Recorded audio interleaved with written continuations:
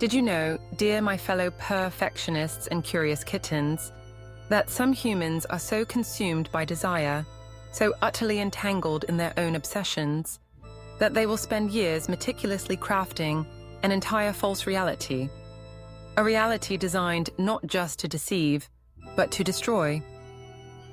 Perhaps you thought such cunning was reserved for the most elusive of alley cats, but tonight, I, Golden Chonk, will tell you a tale that proves the human heart can be a far more complex and dangerous labyrinth. Stay with me, and together we shall unravel the chilling, unbelievable truth behind Lover Stalker Killer, the shocking true crime. The perfectly puzzling. Beginning, a shocking revelation. In the quiet hum of the night, as shadows dance softly on your walls, allow your mind to drift into a story that defies belief, a narrative woven from threads of obsession, deception, and a chilling disappearance. This is not merely a tale of love gone wrong, it is a profound exploration into the depths of human pathology, where a single, fleeting encounter could ignite a years-long campaign of psychological torment and, ultimately, murder. The events we are about to explore challenge the very notion of what is conceivable in human behavior, revealing how far one individual can descend into a meticulously crafted delusion. It is a story that will leave you pondering the hidden complexities of the human psyche long after my voice fades into the dawn. Whispers in the alley, Dave, Liz, and a fateful encounter. Our story begins, as many do, with the seemingly ordinary life of a man named Dave Kroupa. In the summer of 2012, Dave, a mechanic, had recently relocated to Omaha, Nebraska. Born in Sioux Falls in 1976, he had spent over a decade in a relationship with a woman named Amy, with whom he shared 2 children. Despite Amy's desire for marriage, their relationship had ultimately dissolved, leaving Dave a single man, navigating the new landscape of Omaha and the digital realm of online dating. He was, as the humans say, out on the prowl, though perhaps not seeking anything profoundly serious at this juncture in his life. It was on one of these virtual prowls that Dave first connected with a woman named Liz, or Shanna Liz Golyar, as she was formerly known.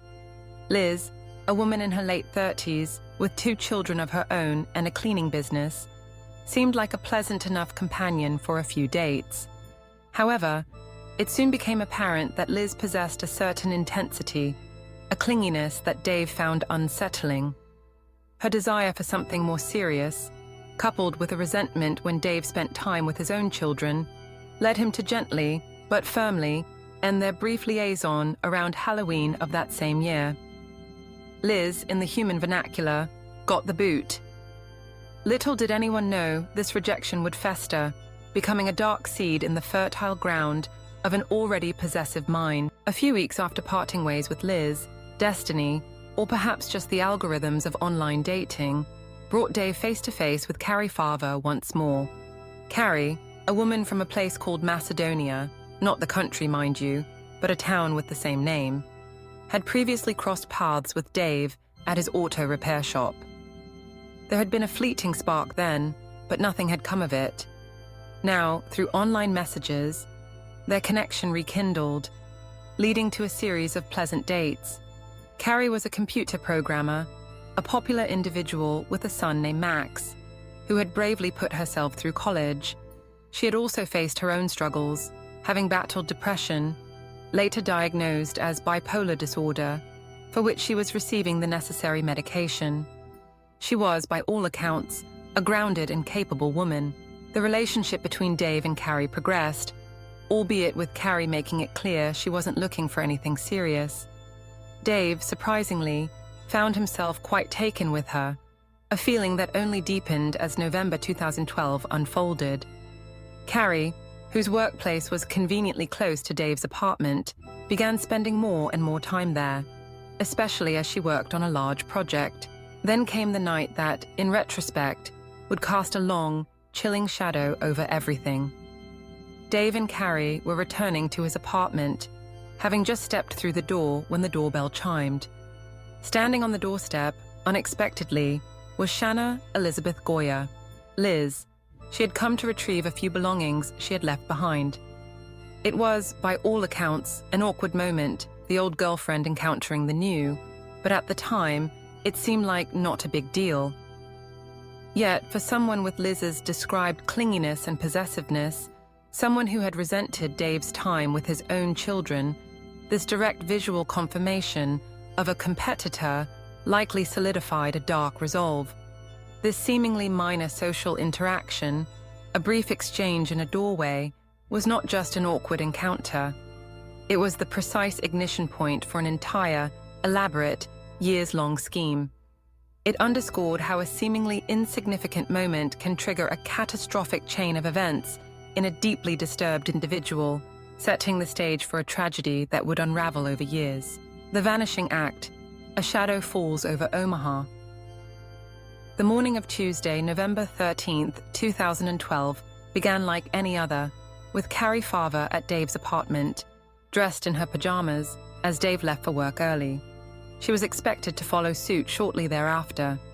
However, the day took an abrupt and bewildering turn. A few hours later, while Dave was immersed in his work, he received a text message, ostensibly from Cari. It was a surprising proposition, asking if he wanted to move in with her. Dave, feeling it was too soon, politely declined. The response he received was immediate and jarring. A barrage of unpleasant messages, culminating in Cari declaring she never wanted to see him again. Dave, though puzzled by the sudden shift, simply assumed she was perhaps more volatile than he had realized, or that her earlier disinterest in a serious relationship had resurfaced.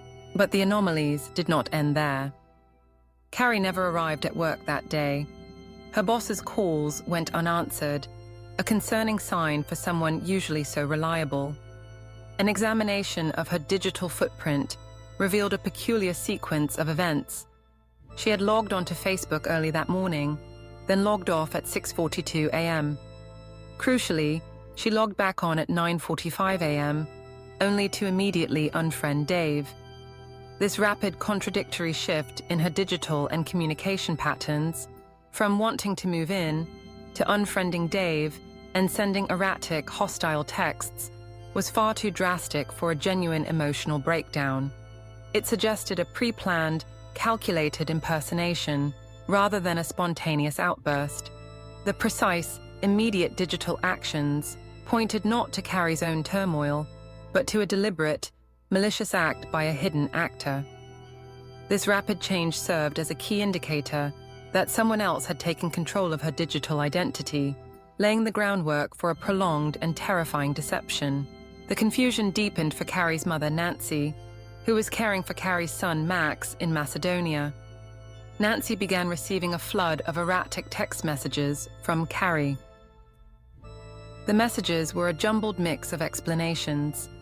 Cari was moving away, running off for a job in Kansas, but would be back daytime, nighttime, sometime. She claimed to have broken up with Dave and even stated she was going to check herself into a mental hospital. While Cari had indeed struggled with mental health issues in the past, her mother found these messages deeply unsettling, knowing Cari had been stable and receiving treatment. The inconsistencies mounted. Cari was in a mental hospital, then in Kansas with Dave. Then they had broken up, then she had lost her job, but found a new one and sold all her belongings, only to be back with Dave again and hating everybody. It was, as the Human Observer noted, just like all over the place, just all sort of shite. Unable to get a coherent explanation or reach Cari by phone, Cari would respond to texts but never answer calls. Nancy's concern escalated to alarm. Convinced her daughter was suffering some kind of breakdown, Nancy eventually filed a missing persons report. The chaotic, contradictory nature of these messages was a hallmark of the impersonation, designed to sow confusion and create a narrative of an unstable, unpredictable individual. This early phase of the deception highlighted the vulnerability of digital identities and how easily they could be hijacked to construct a false reality, especially in the early 2010s, when digital forensics was still evolving. The question of who was truly behind these bewildering messages became the central, unsettling mystery that it would haunt Cari's loved ones for years. A tangled yarn. The digital deception unfurls. As the days turned into weeks, the digital deception intensified, weaving a complex and terrifying web around Dave, Liz, and even Cari's own family. The perpetrator, posing as Cari, orchestrated a relentless campaign of harassment, designed not only to maintain the illusion of Cari's erratic presence, but also to manipulate perceptions and deflect suspicion. An early, yet critical clue emerged when Cari sent her mother, Nancy, a picture of a check. Cari claimed to have sold all her belongings, and the check, meant to show proof of this transaction, was signed Shanna Golyar. This led police directly to Liz's doorstep, where she claimed Cari must have stolen her checkbook. This incident, though initially dismissed, was a direct pointer to Liz, a subtle thread in the tangled yarn that would later be unraveled. Meanwhile, Dave found himself inundated with a torrent of messages from Cari. Every attempt he made to call her was met with silence, reinforcing the strange, one-sided nature of their communication. The messages from Cari were often vitriolic, primarily aimed at Liz Goyer, labeling her a whore and warning Dave against being with someone like that. Yet, interspersed with these hateful remarks were unsettlingly intimate messages like, "I hope we can see each other soon." This dual nature of the messages, shifting from intense hatred to a longing for connection, was a deliberate tactic. The psychological torment extended to Liz herself. Cari began to harass Liz, even painting a threatening message in Liz's garage. "I'm out in your garage, so what should I do to your car? I see my handiwork is still on the wall." Pictures, purportedly from Cari, showing the inside of Liz's garage, were also sent. This seemingly counterintuitive act, the perpetrator harassing herself, served multiple, calculated purposes. It made Liz appear as a victim alongside Dave, deflecting suspicion and lending credibility to her own narrative. It also fostered a shared trauma bond with Dave, subtly pushing them back together. Most chillingly, it allowed the perpetrator to completely control the narrative, portraying Cari as an unhinged stalker who targeted everyone associated with Dave. This self-inflicted torment, a critical component of the long-term deception, hinted at a deeper psychological issue, possibly a profound need for attention or a severe personality disorder where the lines between reality and fantasy were blurred. It was a sophisticated and manipulative strategy, a grand act of gaslighting on an unimaginable scale. The deception escalated to theatrical extremes. Cari emailed Dave, claiming to have kidnapped Liz. The message was chillingly direct. "You will do exactly as I say, and then I will let her go. You will dump Liz, and you will start seeing me again. Do it or say goodbye to her. I am sick of her getting what belongs to me. You can't play with my feelings. Understand? Do it or say goodbye to her." Accompanying this email was a staged picture, purportedly showing Liz tied up. This desperate, theatrical attempt to manipulate Dave showcased the extreme measures the perpetrator was willing to take to achieve their twisted goals. Despite the mounting evidence of harassment, the police faced immense challenges. Cari was described as a computer expert, and her communications appeared to be encrypted, making them difficult to trace. An arrest warrant was issued for Cari, but she remained elusive, seemingly a ghost in the digital ether.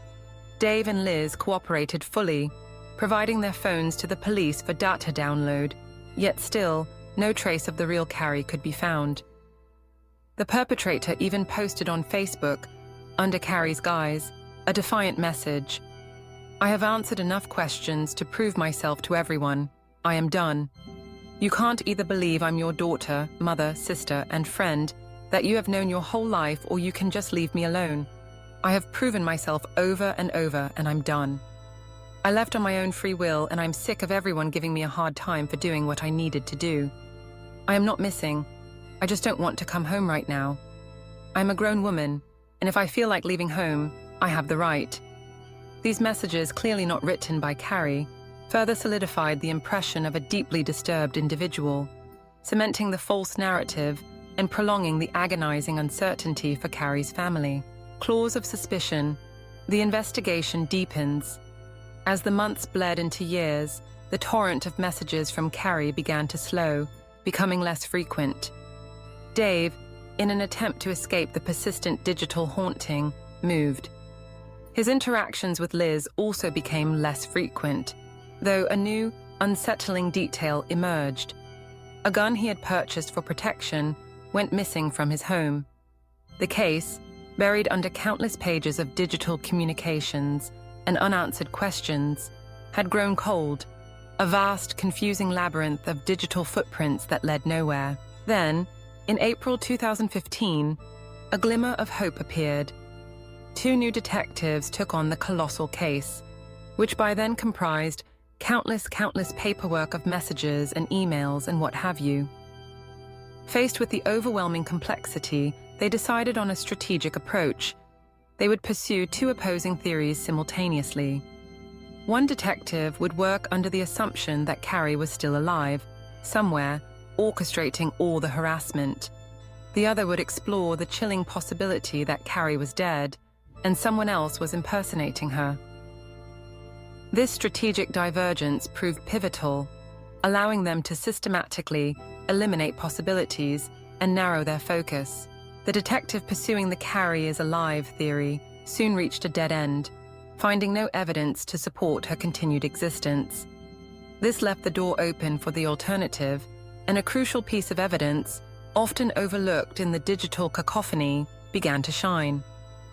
Cari's son, Max, desperate to confirm his mother's identity amidst the barrage of confusing messages, had sent Cari a series of deeply personal questions on Facebook. These were simple, intimate details only the real Cari would know. 1. What is my middle name? 2. What was our first boxer's name? 3. Who was my best friend as a little kid? The person communicating as Cari responded to every other message she received, but consistently ignored these specific questions. This simple yet profound failure to answer Max's questions represented a critical turning point in the investigation. While digital forensics struggled to trace encrypted messages, this human element provided irrefutable proof of impersonation. It demonstrated that even the most elaborate digital deception could be undone by basic, non-digital verification methods, highlighting the imposter's oversight in failing to anticipate such a fundamental test of identity. This poignant detail underscored the importance of combining technological investigation with human intuition and personal knowledge in complex cases of identity theft and deception, adding a layer of heartbreaking reality to the unfolding mystery. The fiery paw prints, escalation, and a desperate frame-up. The bizarre saga took an even darker turn, escalating from psychological torment to outright violence. In August of 2013, Liz Golyar's house was set on fire. Fortunately, Liz and her children were in the process of moving and were not present. However, her 2 dogs, Cat and Snake, tragically perished in the blaze. This act of arson marked a severe escalation, indicating a growing desperation or instability in the perpetrator's mind. It was a destructive act that would later be revealed as a calculated move by Liz herself, a desperate attempt to control the narrative and perhaps destroy any lingering evidence within her home. The chilling disregard for the lives of her pets, prioritizing her elaborate scheme over living beings, underscored a profound lack of empathy. As the investigation into Cari's disappearance continued, Liz Golyar, now a victim of arson, filed another harassment complaint in April 2015. This time, however, her target was not Cari, whose emails were by then slowing down. Instead, Liz accused Amy Flora, Dave's ex-girlfriend and the mother of his children, of being the true villain. Liz claimed that Amy had been posing as Cari the entire time, orchestrating the years of harassment. This was a desperate, high-stakes gamble to shift blame entirely, a calculated act of projection and manipulation. The very next day after Liz filed her complaint against Amy, the situation exploded into physical violence. Liz was ambushed and shot in the thigh while alone in a park, attempting to clear her head. She managed to escape and immediately told the responding police that Amy Flora was her assailant, claiming Amy had shot her with Dave's stolen gun. This self-inflicted shooting, a dramatic act of self-harm and attempted framing, was designed to create a tangible, violent incident that would definitively point to Amy as the real villain, thus diverting the entire investigation away from herself and towards Dave's ex. Police, guns drawn, descended upon Amy Flora's residence. However, their initial investigation quickly unraveled Liz's false accusation. An officer, placing a hand on Amy's car, found it cold, indicating it hadn't been driven recently. Amy's neighbors corroborated this, confirming she had been home all night. Suspicion, therefore, began to mount not against Amy, but against Liz herself. These acts, the arson of her own home and the self-inflicted shooting, demonstrated the pathological lengths Liz was willing to go to maintain her fabricated reality and avoid accountability. It highlighted the dangerous escalation of obsession when unchecked and the chilling capacity for self-harm and harm to others in pursuit of a twisted goal. Unraveling the thread, digital clues and bloody secrets. With Amy Flora cleared, the detectives turned their focus back to the digital breadcrumbs left by the elusive Cari. They revisited the vast trove of data collected from Liz's phone, which she and Dave had willingly provided earlier in the investigation. This meticulous re-examination proved to be the turning point. Deep within Liz's phone, they discovered a photograph of Cari's truck. What made this discovery extraordinary was its timestamp. The picture was dated December, a full month before Dave Kroupa had found the truck abandoned in January. This critical piece of evidence conclusively proved that Liz had access to Cari's truck before it was found, shattering her claims of ignorance and placing her directly at the scene. This seemingly minor digital anomaly was, in fact, a glaring inconsistency that pointed directly to Liz's involvement. The detectives then brought in computer whizzes to delve even deeper into Liz's phone, meticulously sifting through every single line of data, including files that Liz believed she had permanently deleted. Their efforts yielded another bombshell, a deleted video titled "Husband's Cheating Place." The video, uploaded to YouTube from Liz's own IP address, clearly showed Dave Kroupa's apartment building. This provided irrefutable proof of Liz's surveillance of Dave and her direct digital activity related to the case. The enduring nature of digital footprints became clear. Even when deleted, data often leaves recoverable traces, a fact Liz, despite being a computer expert, had tragically underestimated. Her very tools of deception became her ultimate downfall. Further forensic analysis delivered another devastating blow to Liz's narrative. The single fingerprint found inside Cari's abandoned truck, which had initially yielded no match, was now identified. It belonged not to Cari, but to Liz Golyar. This physical evidence, combined with the mounting digital trail, solidified the horrifying truth. It appeared that Liz had impersonated Cari for years, doing all of this to Dave and to herself. Armed with this overwhelming evidence, the police decided on a masterful interrogation technique. They bluffed Liz, telling her that some remains that have been located were believed to be Cari's, and that lab results were pending for a positive identification. They even subtly suggested that Amy Flora might have been responsible for Cari's demise, playing into Liz's own fabricated narrative. Convinced the police were finally coming around to her way of thinking, Liz eagerly began forwarding what she claimed were incriminating emails from Amy. These Amy emails, however, were far too accurate and detailed to be fabricated by Liz on the spot. providing even more self-incriminating evidence. This masterful interrogation technique tricked Liz into inadvertently providing more details that could only have come from the true perpetrator. The information seemed a little too accurate to be made up, prompting investigators to return to Cari's car for a more thorough examination. There, beneath the covering of the passenger seat, they discovered a large, old, bloody stain. DNA analysis confirmed it was Cari Farver's blood. This was concrete physical evidence that Cari had been harmed in her vehicle, providing a crucial link to the crime. The final, definitive piece of the puzzle emerged from an unexpected source: Dave Kroupa's old tablet, which he had put away in storage. Though the memory card within had been reformatted, the police clackety whizzes, their digital forensic experts, were able to recover what Liz thought she had deleted. They found a chilling photograph, a dead person's foot, bearing Cari's distinctive tattoo. This gruesome image was the irrefutable proof of Cari's death and Liz's direct involvement, linking her directly to the body, even without the body itself. The case's resolution, therefore, hinged on the meticulous recovery of deleted digital data and the interpretation of seemingly minor digital anomalies.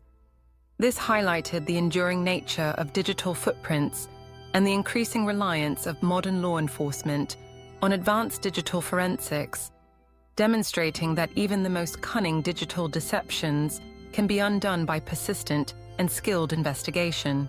The verdicts echo: justice for a lost soul. With the overwhelming weight of digital and forensic evidence, Shanna Liz Golyar was finally arrested for murder in 2016.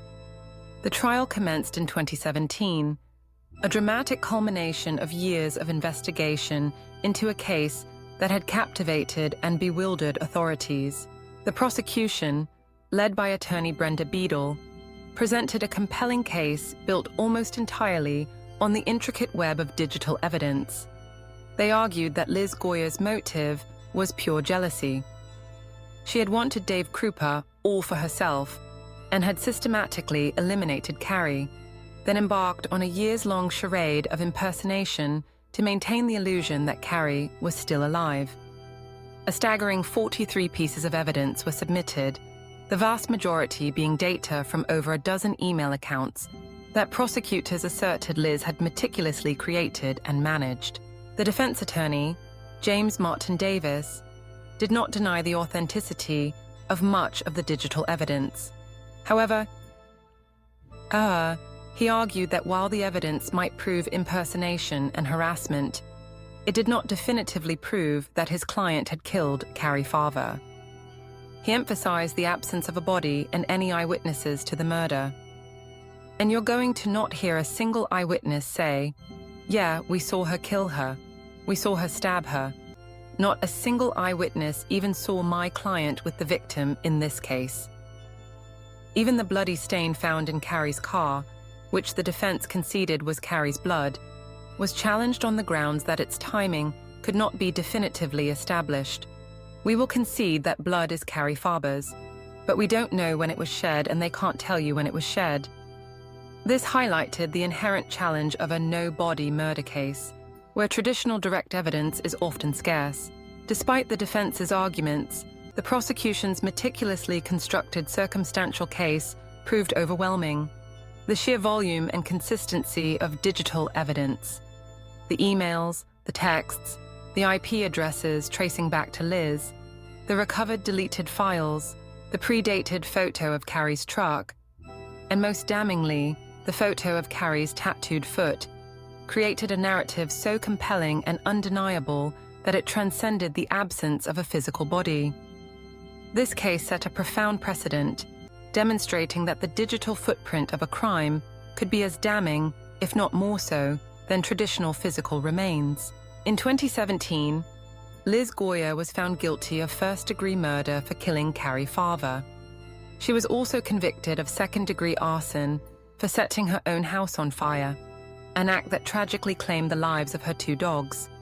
The judge, in delivering the sentence, reflected on the incomprehensible nature of Liz's action Ahor's actions. Miss Golyar, what some people are capable of has always confounded and mystified the court. The judge acknowledged that true justice, bringing Cari back to her loved ones, was impossible. However, the court could provide, knowing that Cari Farver's killer has been caught, convicted, and will spend the rest of her life in prison.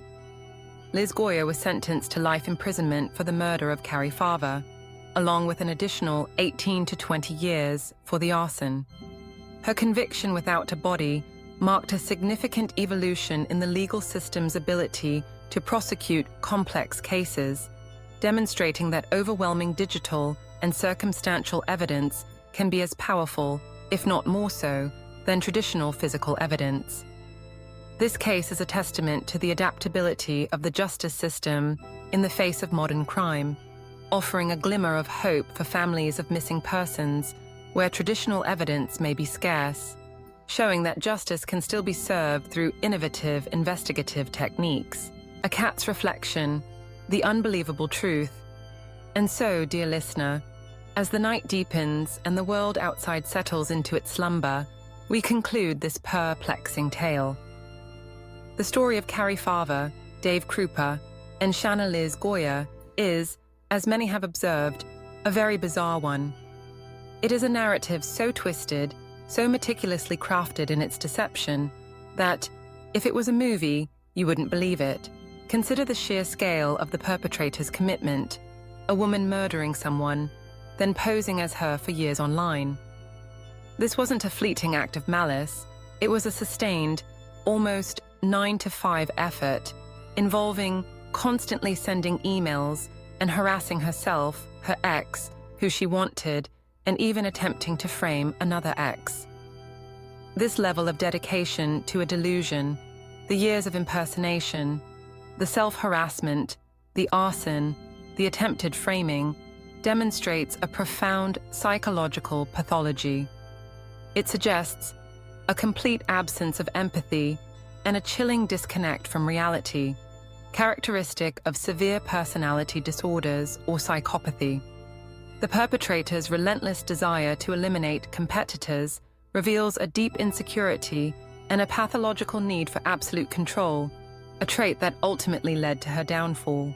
The case of Liz Golyar serves as a chilling illustration of the destructive power of unchecked obsession and the profound psychological pathology that can drive an individual to commit years of calculated deception and murder. It highlights the fine line between intense emotion and criminal psychosis. Liz Golyar truly weaved quite a web, a complex tapestry of lies that ensnared everyone around her. It is a stark and scary story of getting on the wrong side of, well, a psychopath. As you drift into your dreams, let this story linger not as a nightmare, but as a quiet contemplation on the complexities of the human mind. The world, much like a ball of yarn, holds many tangled threads, some beautiful, some dark. And sometimes, the most unsettling truths are found not in grand, dramatic gestures, but in the meticulous, years-long unraveling of a hidden obsession. May your sleep be peaceful and your waking thoughts be clear. Until our next grand caper, stay curious, stay cozy, and keep those whiskers twitching for wonder. Purr. Good night.